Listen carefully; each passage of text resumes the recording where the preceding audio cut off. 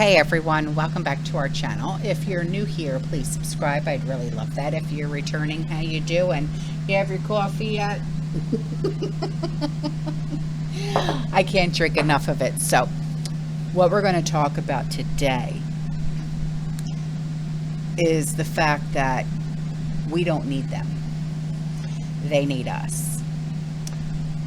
When one thinks about the benefits that are provided by our local or state and our federal government, our daily lives, what comes to mind? What do we get as taxpayers, as U.S. citizens? What do we get? Many do not think of taxes in terms of the return on our investment as Americans. When taxes are thought of in those terms, it seems like a really bad deal. We got the shaft, right? It appears that taxes and fees and fines are never reduced, but the quality of the service is. And why do we keep accepting that? Our constitutional republic was created by those who have lived under the monarchy. They knew what we do not, and they experienced what we have not until now. The founders created a framework that would enable a system of limited government that secured our liberty for as long as we could keep it. Yes? If we can keep it is the key phrase.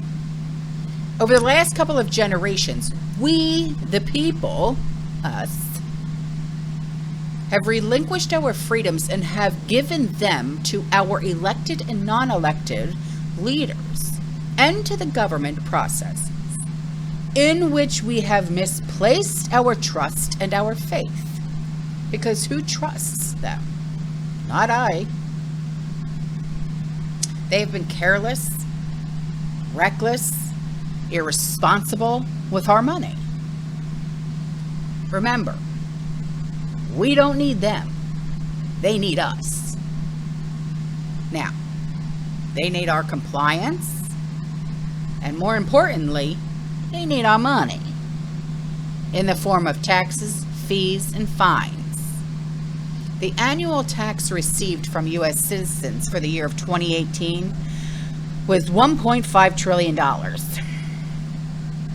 Where was this money spent? Where'd it go? Did we receive our payments? Very little. We live our lives. We go to work. We raise our families, contribute to our communities. For the most part, we live our lives very independent. We're like cats. Leave us alone. We can do our thing. We're good. You know? Just don't touch us too much. You know?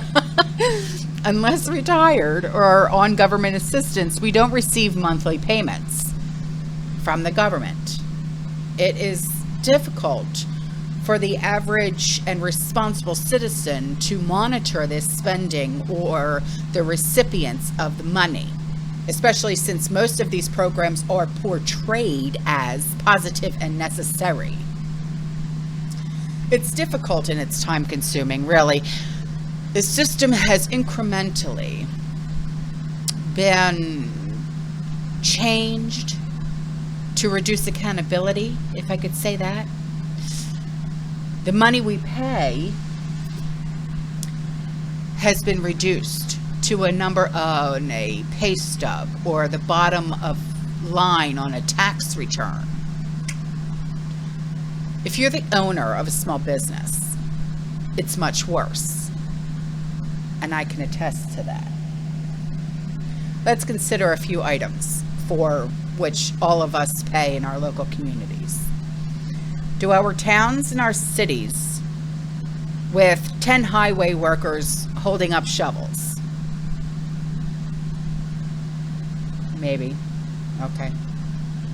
Do you continuously call 911 in need of fire or law enforcement assistance while new police and fire departments build new buildings? No, probably not. Did you vote for a new bicycle path or a green space? I know I didn't. I don't even ride a bike. Are you familiar with your town's budget spending? Definitely not. Our local, state, and federal governments are taxing and spending money without your input and approval with impunity. We are not getting the value for the taxes that we pay when compared to what we would expect on the purchase of another good or service. Taxes, which are the investment in our country, are one of the areas in where we receive little to no return on our investment, if that makes sense. It is equivalent to ordering a pizza that never gets delivered, and then we cannot determine what happened or who's responsible. I mean, it's like calling up Pizza Hut and saying, I never got it. And they're like, we don't know. It must have gotten lost. It's not our responsibility. Okay? Your only choice is to order another pizza and hope for the best. We can't blame our local, our state, or federal officials. We can have them run amok without supervision, which is what happens anyways, and they're weak. It is easy to be reckless when one's own money is not being spent. They're spending your money, not their money, so what the hell do they care? It's our job as American citizens to pay attention and hold them accountable. Did we vote for the massive aid to that other country? No. If we are expected to support our local levy, shouldn't we have a say in a $40+ billion payout to a foreign country? Is the border wide open? Did we participate in that decision? No. Both examples have or will impact us directly, and we have no input. We can't say shit. Shut your mouth. It has nothing to do with you. That's what they say. It's good for the economy. No, it's not. Who told you that? Oh, wait, let me guess. Stormy, stop it. My cat. But these are a few examples where the case was made by the government to the people. And if we don't agree with these endeavors, guess what? We're bad. We're unpatriotic. Oh, I'm sorry. That's right. But if we fly a flag in our front yard, what are we called again? Shit. I forgot. Now, I know it's frustrating to watch our Republican leadership hold hearings, conduct investigations, resulting in little being accomplished. I get it. I watch them, and I'm screaming at the TV going, what? I get so frustrated, I just turn it off and walk away. These motions are our elected officials are beginning to resemble theater. They sit there and they yell at each other and they throw temper tantrums like a romper room. And they pick on each other and they yell at each other and that's all you hear. It's like listening to my grandkids. No, mine, mine, mine. He's touching me. He's touching me. Okay? That's what I hear coming out of my grandkids' bedroom. I'm telling Mom, Nana, Giovanni took my favorite toy. Mia, stop touching me. This disconnect between citizens and our government, it's not anything new. It's old. But it's been increasing over the last 20 years. The lockdowns proved it, man. That was a bunch of bull. We all went nuts.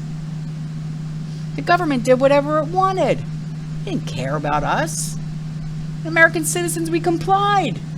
Because we didn't know what the hell we were doing. We thought, oh no. If we don't, we're all going to get sick and die.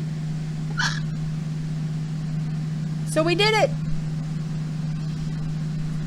the success of this compliance has spoken volumes to those in power. Let's do it again. They'll do it again. That's how stupid they are. Lockdown, lockdown, lockdown. Right? What lesson did they learn? They learned that they can do anything they want if they have the media to back their decisions and bang the drum.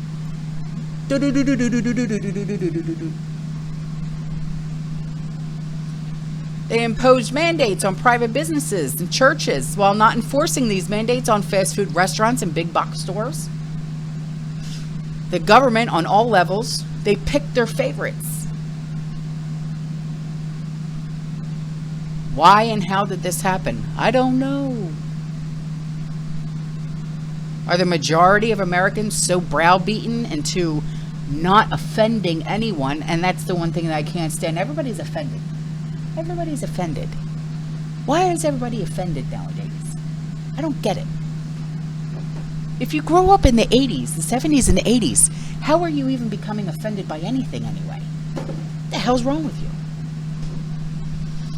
Or anything as to give our government and its experts the power and the credibility that they don't deserve. I mean, look at Tony Baloney, for crying out loud. That idiot Fauci.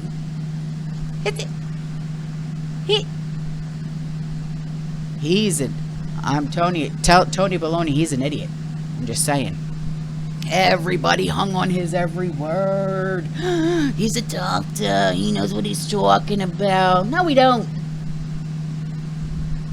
I mean, have Americans become so afraid of the almighty power of the government that asking questions or resisting is unthinkable? I question everything. I don't give a shit. I question everything.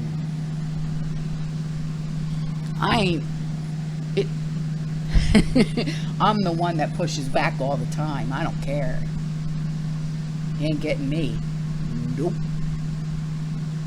All right, guys, I'm out of here. All right. I'll see you in the next one. You stay safe, you stay positive, you keep prepping. And as always, fearless.